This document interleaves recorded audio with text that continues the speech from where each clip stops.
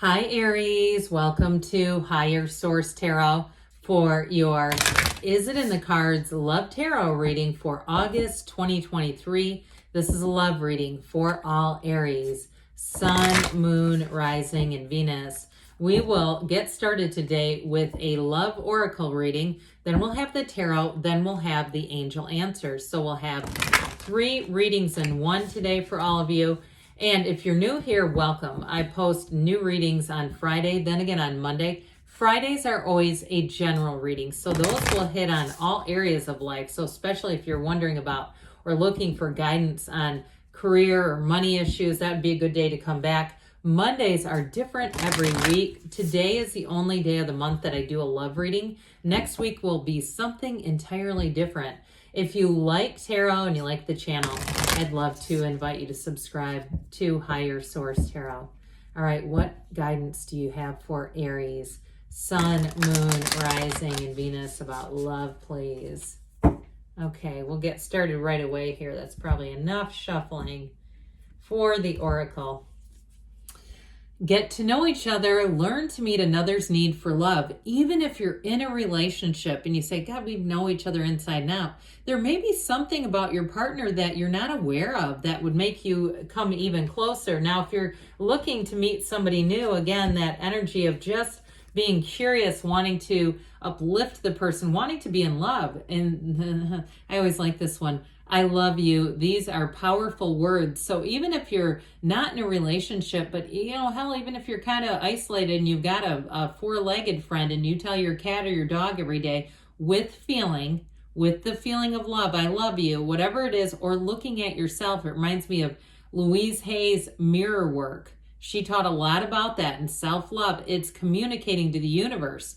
The communication is that you are loving, you are someone to be adored and to be treasured. So even if you're doing it to yourself, that's still drawing in the energy of love into your life. Do something for someone, give your attention to another. So especially too, if you are a bit down and out about relationship stuff, again, focusing, sometimes just refocusing your own energy can be so hugely helpful to open that channel up and bring that good stuff in. So let's see now what the tarot wants to tell you about love. What advice do you have for Aries, Sun, Moon, Rising, and Venus about love, please? What does Aries need to know to attract the love of their lives into their lives? Advice for Aries about love, please. All right, so we will have 3 cards to represent your energy, 3 cards for the person you're attracting, 3 cards in the advice. Your energy is the 5 of Pentacles, the High Priestess, and the energy of Temperance. Now, I like that together. There's a reason. You've got the person you're attracting, 8 of Wands, maybe coming in hot for you. The 7 of Wands, 7, 8 right together. That's interesting. Plus the 10 of Wands. So a very fiery energy, a very committed energy. The advice is the Ace of Swords, the 10 of Cups. And I feel like they're saying come straight from the heart with this one. And the Wheel of Fortune. So I feel like you're going to have very upfront communication. But again, this is the advice. Come straight from the heart. That 10 of Cups is the happy family.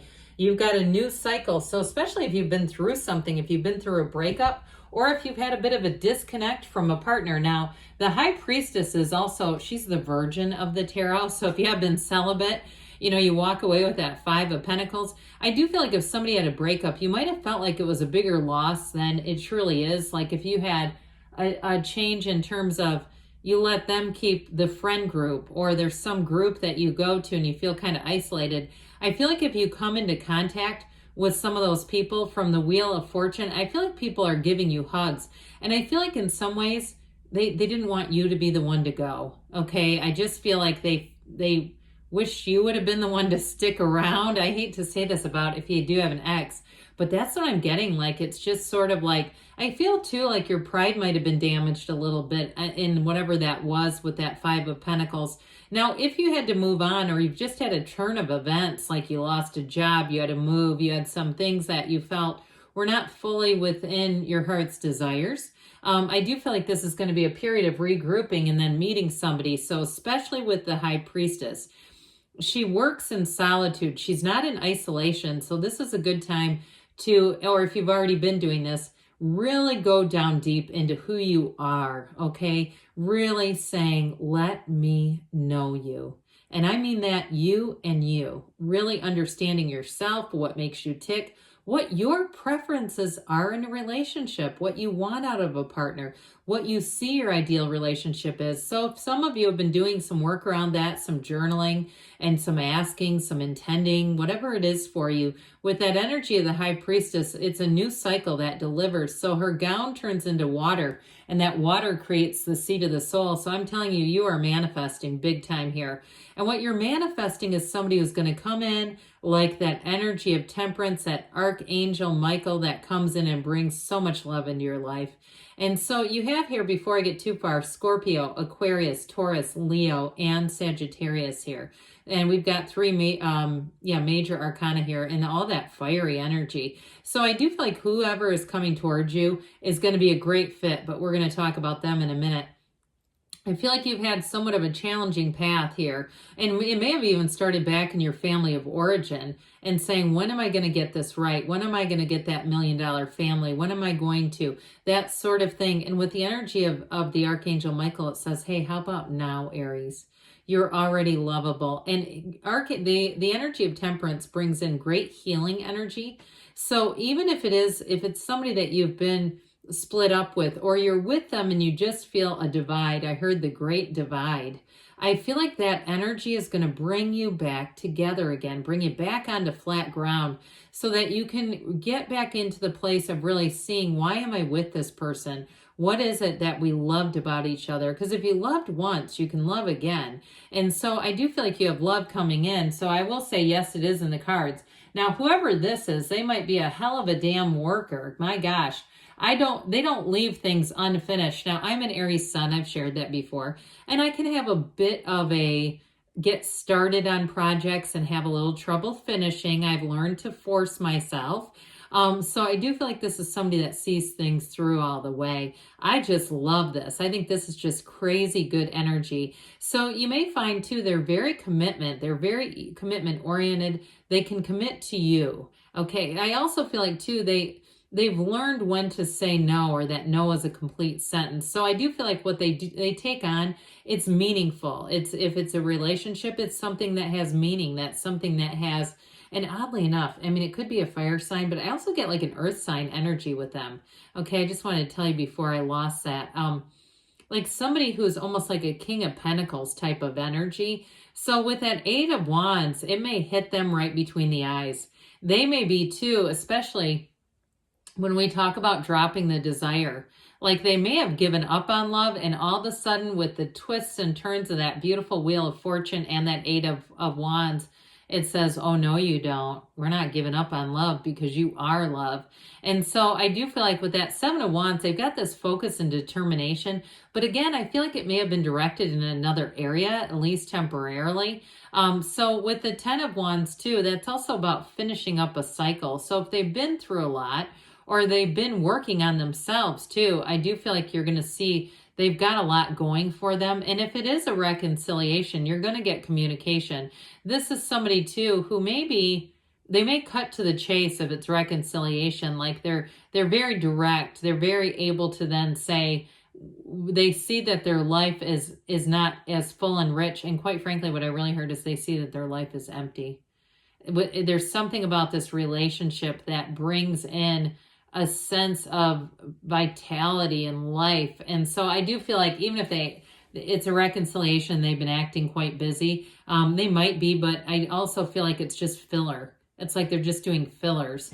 And so with the advice here, this Ace of Swords, new beginnings, but this is clarity. This is not a confusing new beginning. It's very straightforward. So it's coming out right from the gate and saying how we feel. It's also too knowing and really feeling the energy and the chemistry, especially with all three of these together. So it's not needing to talk yourself into like, well, I guess they'd be okay if maybe they did their hair a little differently, or, no.